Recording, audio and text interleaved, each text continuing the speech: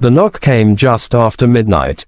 Small, frantic, and so out of place on a street where the world usually slept like it had given up. Daniel Harper paused halfway down the stairs, gripping the banister as the knocking came again, faster this time. For a second, he wondered if grief was playing tricks on him again, the way it sometimes did ever since he'd lost his wife. But no, there it was. Real, urgent. When he opened the door, the cold air rushed in, carrying the smell of rain and fear.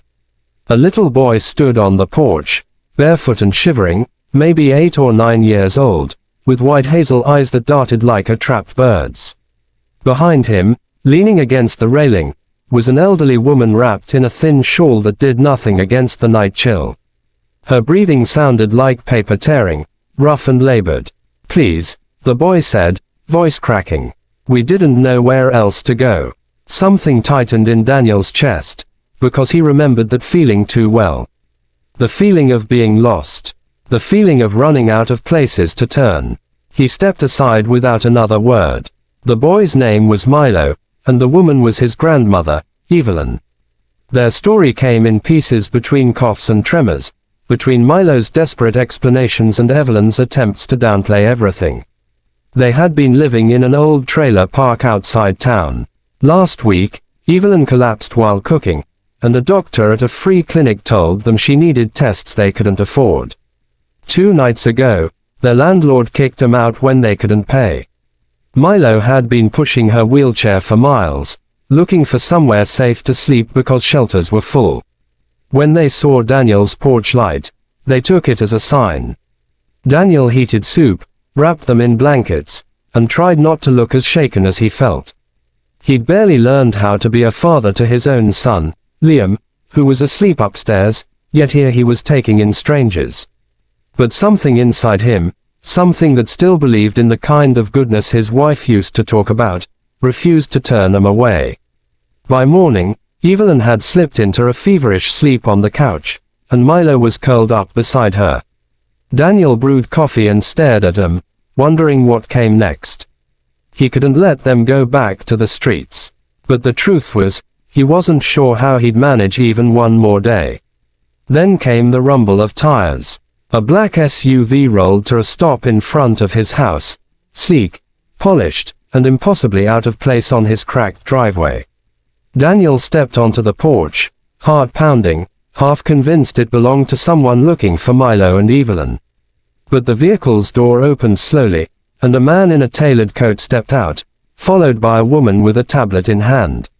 "Mr. Harper," the man asked, "we need to speak with you about the guests you took in last night."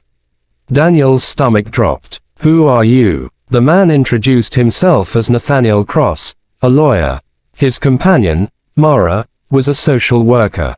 They weren't here to take anyone away, he explained, but to find Evelyn and Milo, because Evelyn's son, Milo's father, had passed away a year ago, leaving behind unresolved matters. Important ones. Evelyn woke at the sound of voices, and when her eyes met Nathaniel's, recognition flickered. "I told him not to come looking," she whispered, sinking back into the pillow. "I told him we didn't want anything." "Mom," Nathaniel said softly, "your son left something behind for Milo. Something he wanted him to have when he was old enough." He opened a folder, and even from the doorway, Daniel saw the number of zeros on the document. A trust fund, a large one. Milo's father, who Evelyn described as troubled and distant, had apparently been working hard the last few years to rebuild his life. He had saved everything he could for his son. Evelyn began to cry. Not the soft, exhausted tears Daniel had seen the night before, but something deeper, more painful. Milo clutched her hand, confused. But then Evelyn's face paled, and her breaths turned shallow, desperate. The panic in Milo's eyes hit Daniel like a blow. He didn't hesitate. The hospital was a blur of sirens, rushing footsteps, and nurses' voices echoing down long hallways. Daniel carried Milo the way he used to carry Liam when he was small, holding him tight as the boy shook with sobs. Nathaniel and Mara followed close behind, handling paperwork with practiced urgency. Hours later, A doctor emerged with tired eyes. Evelyn had pneumonia. Severe. Neglected for too long. She needs to stay for a while, he said. But she made it through the worst part. Milo clung to Daniel's sleeve like it was the only thing keeping him steady. Daniel stayed with him the entire night. When they returned home the next morning, exhausted and carrying the weight of uncertainty, Daniel expected everything to fall apart. Instead, the SUV returned, and this time, Nathaniel wasn't there with legal documents.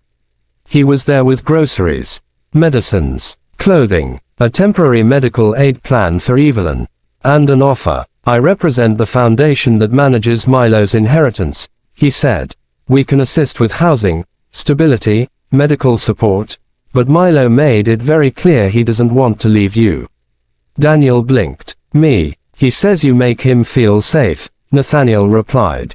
That he trusts you. The words settled over Daniel like sunlight warming a cold room. He thought of Liam. Quiet, withdrawn since his mother died, struggling to reconnect with a world that had taken so much from him.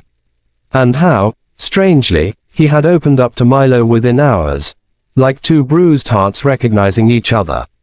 Daniel wasn't sure he deserved anyone's trust, especially after the mistakes he'd made while drowning in grief. But he remembered the promise he'd made to his wife during her last days, to try, even when everything felt impossible. So he agreed. The weeks that followed were anything but easy. Evelyn's health fluctuated. Milo battled nightmares from months of instability. Liam struggled with sharing not just space, but Daniel's attention. Bills stacked up faster than Daniel could keep track. There were nights when Daniel sat in the darkness of the kitchen, head in his hands, wondering if he had made a terrible mistake. But then there were the moments that kept him going. Milo laughing for the first time while helping Liam fix a broken remote control car. Evelyn telling stories from her childhood that made the boys press closer so they wouldn't miss a word. Liam finally opening up about missing his mother, and how having Milo around made the house feel less empty. And Daniel, he found himself healing too, piece by fragile piece. But challenges didn't stop coming. One stormy afternoon, Evelyn suffered a relapse. Daniel managed to get her stable, but the scare left Milo terrified of losing the only family he had left. Liam, overwhelmed by everyone's emotions, lashed out at Daniel, accusing him of caring more about strangers than his own son. Daniel held him through the tears, because Liam wasn't wrong to feel afraid. They all were. They were four broken people trying to build something whole. With Nathaniel's help, and the foundation's support, they moved into a slightly larger home closer to the hospital. Evelyn recovered slowly, her health finally monitored with proper care. Milo started therapy to process everything he'd endured. Liam enrolled in a support group for grieving children, learning to carry his memories with gentler hands. Daniel began working part-time at a community center, helping kids who reminded him too much of Milo. It wasn't glamorous, but it made him feel like he was finally doing something that mattered. One crisp autumn morning, Daniel took the boys to visit Evelyn at the rehab facility where she was undergoing physical therapy. As they walked through the garden, Milo suddenly tugged Daniel's sleeve. Do you think, after Grandma gets better, we could stay with you? Like, really stay? Daniel felt something inside him shift, like a door unlocking. Well, he said slowly, that depends on what you want. And what Evelyn wants. And what Liam thinks. Liam jumped in before Milo could look worried. I want him to stay, he said. And Evelyn too. It feels right. Evelyn, who had rolled up quietly behind them, placed her frail hand over Daniel's. You've given us more than shelter, she said. You gave us hope. My son made mistakes, but he wanted a better future for Milo. And I think, you're part of that future.